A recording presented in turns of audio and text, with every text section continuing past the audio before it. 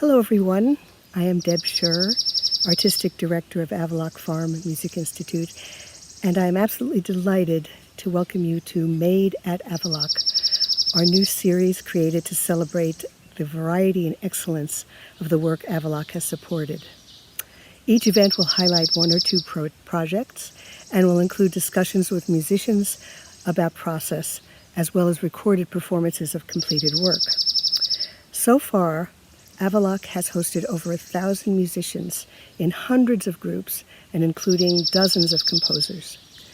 We hope you enjoy the diversity and depth of the genre and approaches to the creative process which will be presented here. Before we begin, however, I would like to thank a few people. First, our administrative team, Mason Donovan and Jenna Hall. Second, our musical team, Hannah Collins, Mike Compitello, Catherine Dowling, who joined me in creating these events. And last but certainly not least, Fred Tauber, without whose generosity the vision and inspiration of Avaloch would never have come to be. So thank you for joining us for this ongoing celebration of creative work made at Avaloch. Hello, everyone. Welcome to tonight's Made at Avaloch episode. We're delighted to have as guests today the four members of the Calidore Quartet, violinists Jeff Myers and Ryan Meehan, violist Jeremy Berry, and cellist Estelle Choi. Hi, everybody. Hello. Thank you so much for being here. For those of you who are new to the Calidore Quartet, it's been 10 years since the founding in Colburn School of Music in LA in 2010. You guys have done amazing things in the last decade, from winning competitions, Coleman and Fisher, from M Prize in 2018.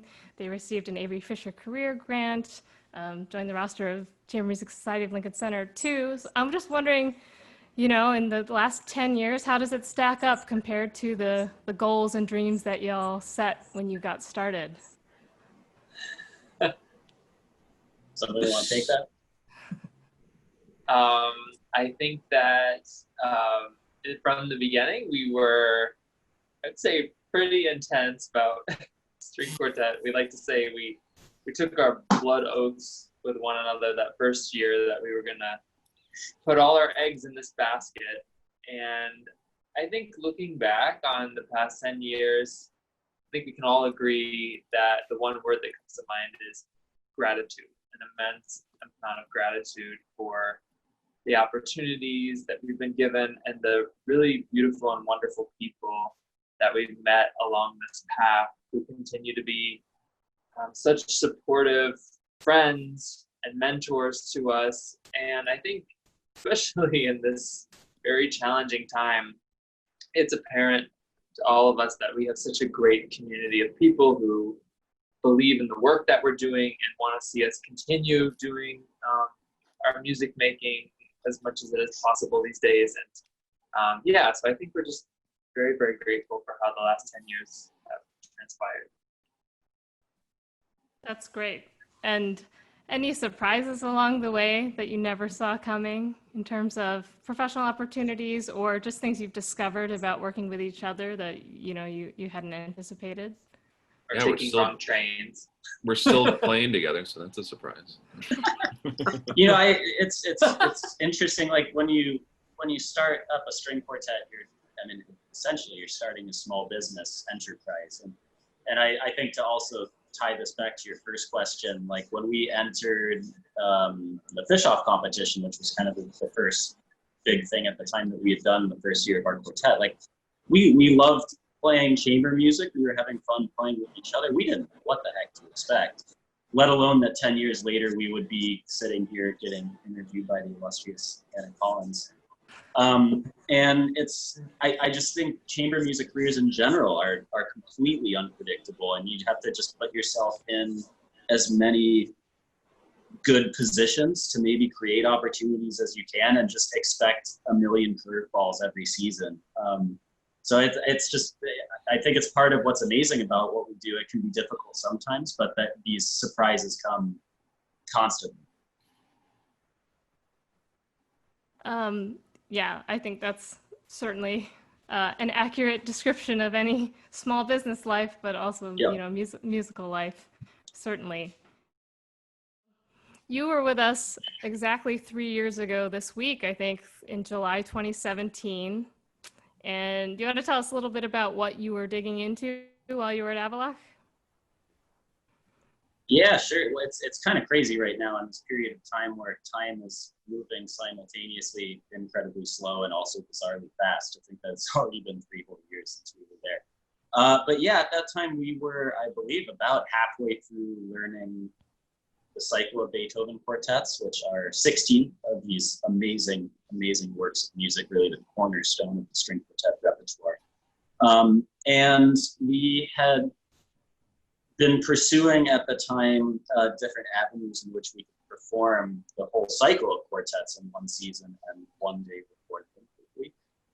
And Avaloch Farms at the time just seemed like an awesome place, artist retreat of sorts for us to just hunker down and sink our teeth into 2 of the really, I think, especially big quartets, one of which will be performing on the screen, the Opus 59 number 3.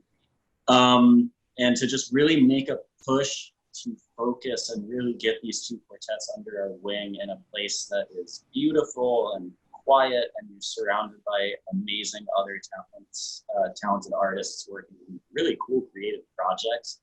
I remember an awesome experience of having these little mini performance sessions where people would play whole works or chunks of things like in the dining area, and every single project people were working on was wildly different, fun, and awesome. It was just a really great place for us to get a lot of awesome work done that has really helped us in retrospect. We performed the quartets we worked on there many, many, many times, and it really gave us a good fast track start. Yeah, I'd say that especially in the summers for a chamber musician, or in our case in a string quartet, we're kind of running around with our heads cut off, playing endless amounts of music. And to have that week at Avaloch where we just were able to focus on music. We didn't even have to worry about cooking meals or going out to eat. It was all there provided for us, and in such a beautiful setting, we couldn't have asked for anything more.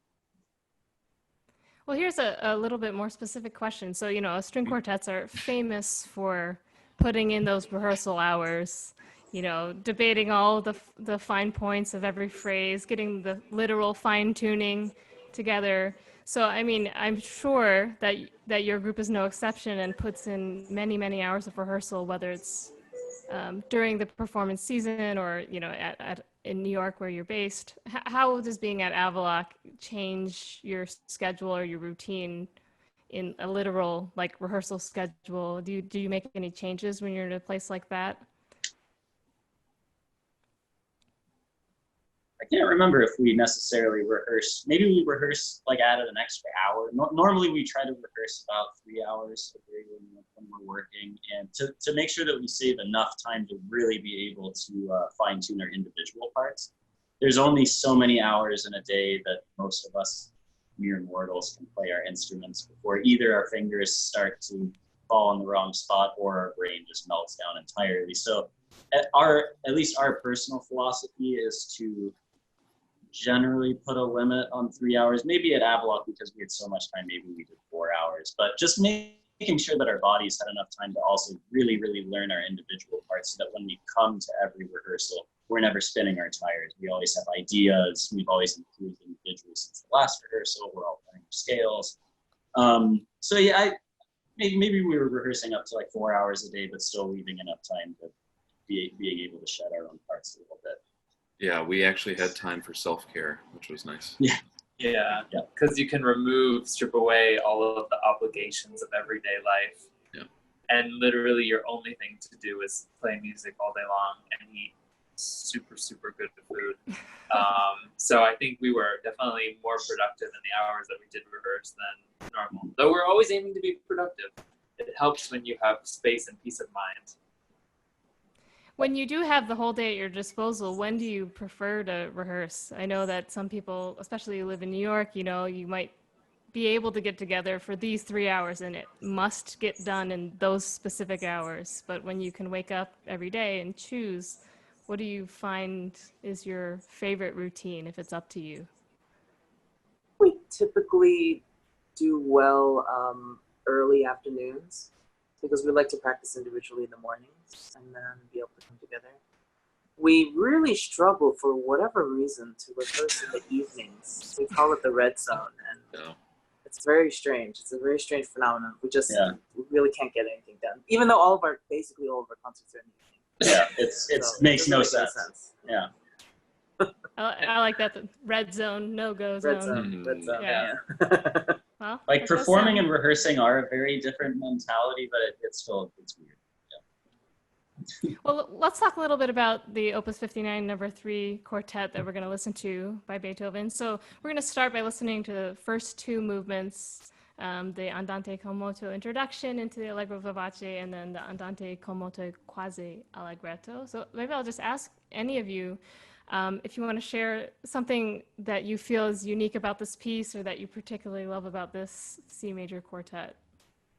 Well, right from the outset, it's very unusual, unconventional opening. It's probably most akin to Mozart's Dissonance Quartet in terms of the type of atmosphere that Beethoven creates right from the beginning, but it's such a striking chord in the beginning, and there's so much darkness in that introduction, but it gives way to one of the most happy, jubilant themes in all of the string quartets.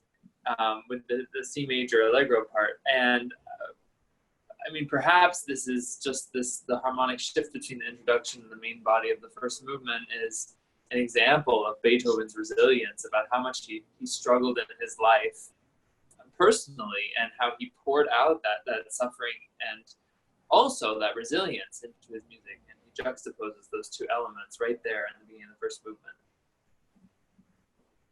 Estelle, if I can throw a specific question to you on this topic, I think a lot of cellists and string quartets find themselves really changing role from piece to piece. Certain pieces are really all about the bass line and playing the lowest notes and the foundation. And then there are, of course, movements from Mozart all the way through where there's a prominent solo. But it strikes me that this piece is one example where all 4 of you are constantly switching roles, changing positions, switching teams, ganging up on each other, and passing, the same gesture, the same scale from one person to another. And I just wonder what your thoughts are about that. Like, what does your mentality have to be for a piece like this as a cellist? Well, I think that's why Beethoven presents such a challenge, I think, for all of us, is that there is this constant shift of first you're doing this role, then you're doing that, then you're going back to that. So it's demanding, also physically demanding, being able to kind of jump around on the instrument itself.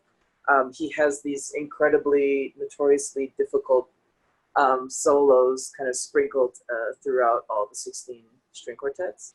And just as actually David Finkel has talked about this, we've talked about this, and basically you have to have the chops to be able to step up and play a concerto if you're going to be in a string quartet. It's not that you don't train that element of playing, because a lot of times it is almost like jumping out in front of an orchestra to play some of these really tricky passages. And Beethoven doesn't really have, like somebody like Mendelssohn, who wrote in such an idiomatic way where he kind of leads you into the solo and then you have your shining moment in it. He brings you back down, even just getting around the instrument. But Beethoven, I think, didn't think so much about comfort when it comes to the lines lying on the instrument itself physically. So it's what I also love about Beethoven, is that you jump around. You're never still for very long. Yeah, that's great. Jeff and Jeremy, maybe I'll throw over to you if there's anything about the second movement that you'd like to introduce before we listen to it. Yeah, this collection of the Opus 59 quartets were commissioned by Count Razumovsky, and I think the one real stipulation besides letting Beethoven do his own thing, is that he wanted some type of Russian theme somewhere in all three of these quartets. And this is the one quartet of the three where that didn't exactly happen, but people generally surmise that the landscape that Beethoven depicts in this movement very much is reminiscent of like the frozen Siberian tundra. There's this kind of eternal desolation, while Estelle kind of rhythmically drives us through the whole movement. There's this inevitability, and then the one other technical thing I want to bring up is he, kind of out of character from his usual writing, uses a lot of augmented seconds, that interval that I think today we generally put to like Jewish music. You hear it in like the writing of Ernst Bloch, or even in klezmer. It's this, it kind of evokes this sad, yearning weight to it.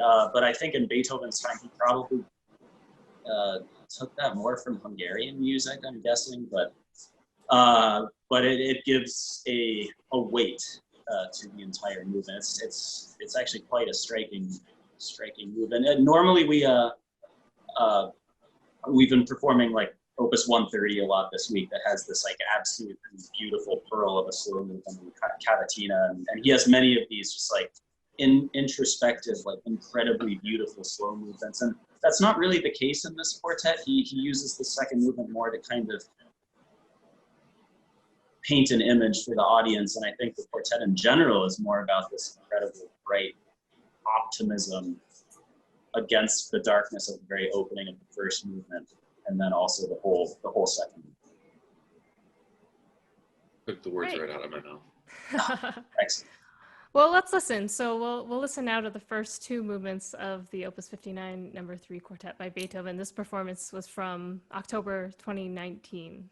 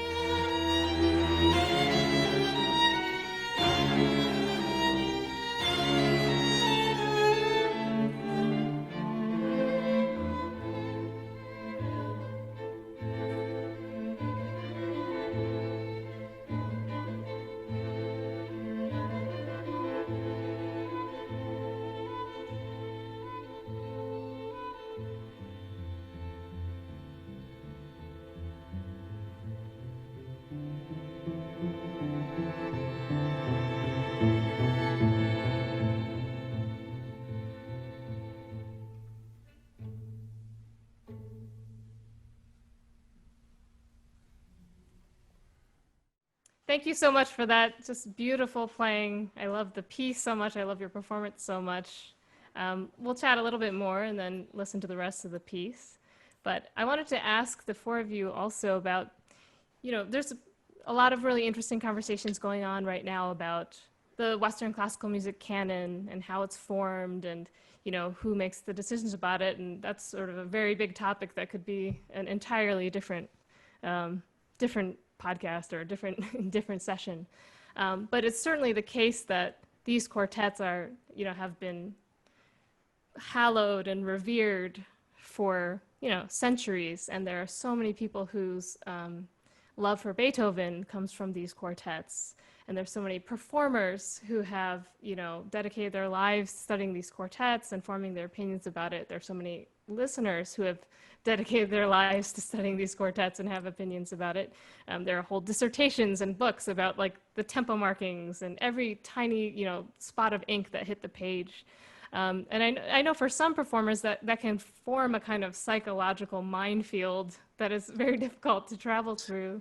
I'm wondering if you have thoughts about that and about, your journey with these pieces as individuals, through your career, or ways that you've encountered different, opinions. I think of it as like staging a Shakespeare play.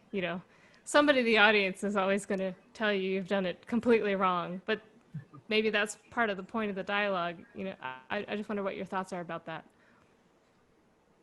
I think that the reason these pieces are such a big deal and have been analyzed so much is that I feel like everybody can read part of their own emotional story into these works, and in that way they feel close to them and they almost feel possessive of them in a way. And I think that we also feel that way as well. It's probably the reason most of us are even interested in playing string quartets, because we heard these Beethoven quartets as children, as teenagers, and grew up with them, loving this music and hoping to find an occasion to play it.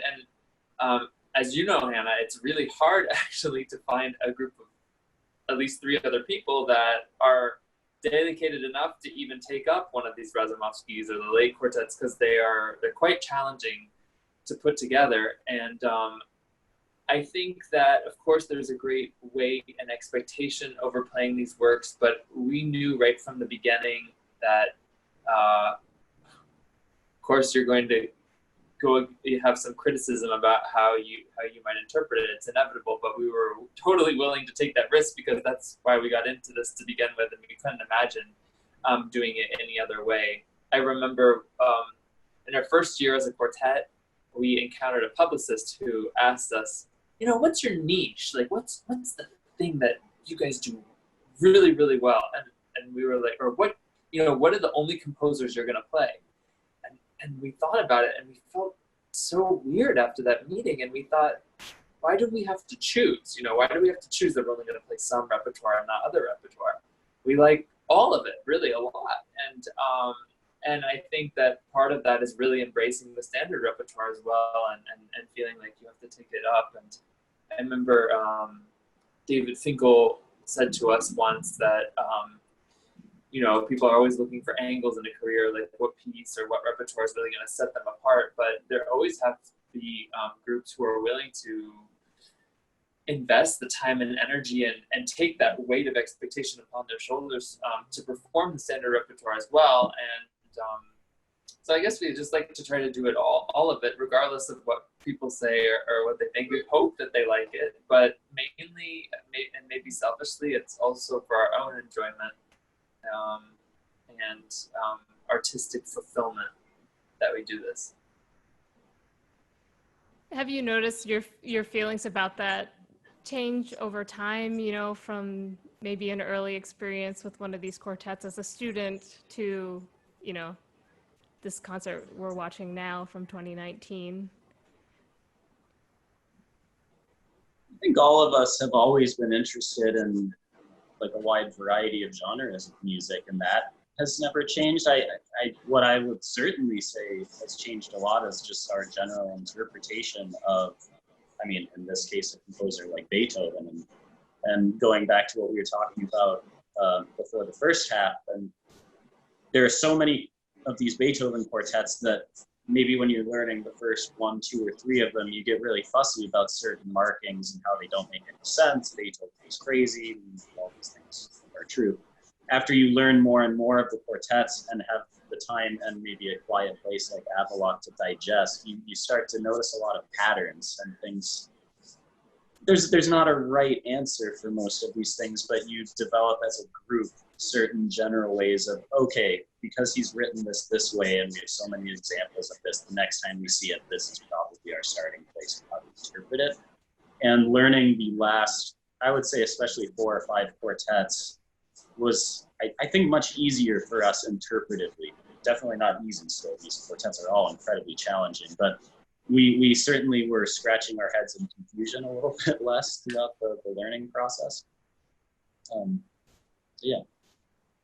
And I think, especially early on in the quartet, we still do, we try to get as many different perspectives on the piece. We try to play for as many people as possible, because you can get a little trapped in an echo chamber just between the 4 of us, and you can sort of forget that there is a bigger picture, and you need kind of a 5th person to come in and be like, okay, this is what's happening. You have to watch out for this and this. So we relied very much on those who, have lived with these pieces for their entire lives. Working with Alban Berg, Emerson's, the Guarneri String Quartet, many others, Aden's, Artemis Belchea.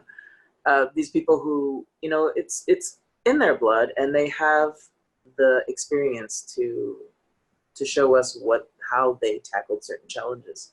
Now that we're sort of in our 10th year, what's really interesting is kind of going back and then now feeling like we can start to make our own decisions and start to weigh the different perspectives and say, well, I did like what this person said, but this other person also brings up an interesting point, and you start to formulate your own sense of how to interpret the music. And so that's, I think, is a really beautiful aspect of playing these pieces, that you come back to them and they take on different shapes and different forms, and you fight about different things every time. Yeah, that's great perspective.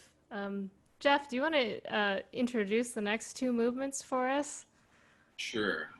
So the third movement is kind of like it's a dreamy transition into this famous fugue that we have for the 4th movement. And I mean, the fugue in the last movement is probably one of the most famous string quartet movements by Beethoven. It starts off with Jeremy starts us off with the fugue theme, followed by Ryan, Estelle, and then I finally joined the party. It's so, I mean, I always feel like we're gonna fall off the stage whenever we play this movement because it's going so quickly. And I think that's what Beethoven intended.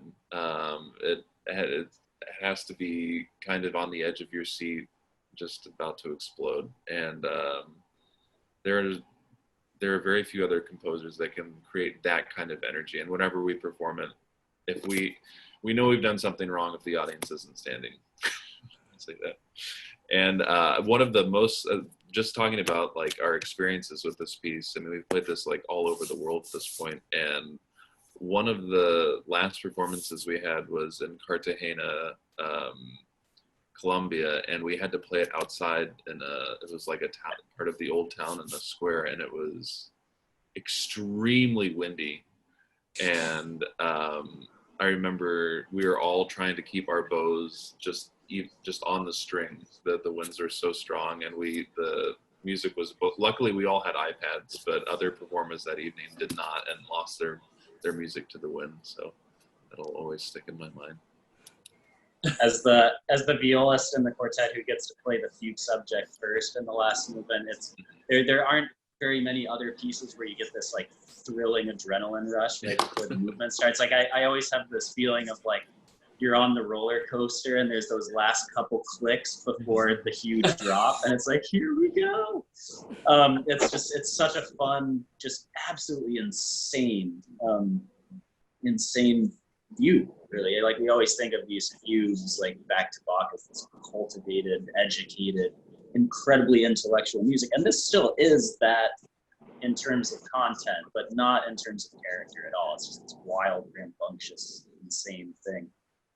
Interestingly, like if you listen really, really closely to the very first couple bars of the third movement and the very first couple bars of the fourth movement, it's exactly the same material, but just turned on its head and like 10 times faster. But especially with Beethoven, it's a curious thing in that these movements run a tocca, meaning there's no break. And whenever Beethoven does that, there's always a reason for it. And I think part of it in this case is that it actually is the same material, just completely reorganized and rethought and represented in such a magnificently awesome way. Too excited to listen to it. We're gonna have to stop talking and play the track. So let's listen to the Minuet Grazioso and the Allegro molto Fugue from 59.3 by Beethoven.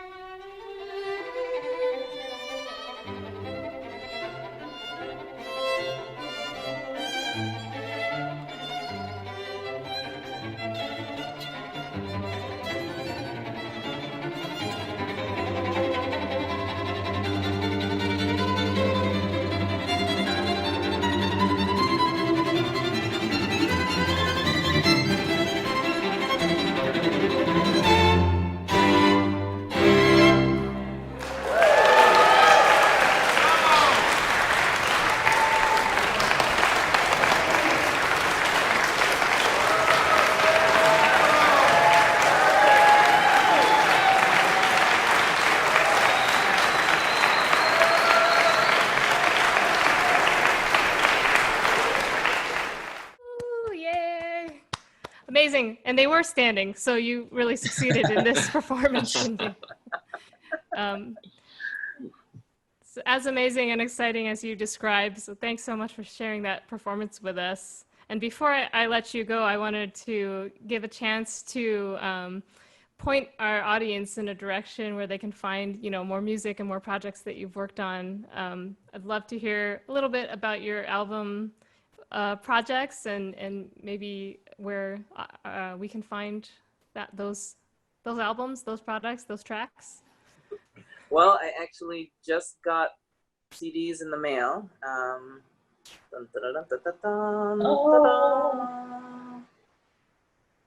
Nice. So this is our latest release. I think it doesn't come out until October. Yep. But we have physical copies. And on it, we recorded it in the UK on the Signal label, and the pieces on it are Schumann 41 No. 3, Caroline Shaw's 3 essays, and Shostakovich 9. And it's basically the theme around the album is language and different ways of expressing yourself, hence the title. And if anybody wants to, oh, sorry. No, go ahead. I was just going to say, if anybody wants to follow us and keep up with us, you can find us at CalidorStringQuartet.com. We have Calidore String Quartet pages on YouTube, Instagram, Facebook, etc. And yeah, and when you know, concerts are actually happening, you can find our schedule on the website, and hopefully that'll be sooner rather than later. Yep, and we'll put all of that information down here somewhere in the description for links and other videos and website links. We'll put that all down there. So thank you, all four of you, for chatting with me and for sharing this performance. It's so exciting to watch it, and I'm glad that we'll have this this episode to reflect back on, and hopefully we can welcome you back to Avaloch sometime soon. We'd love that. Thanks for having us on. Yes. Thank you, Hannah. Thank you, Hannah.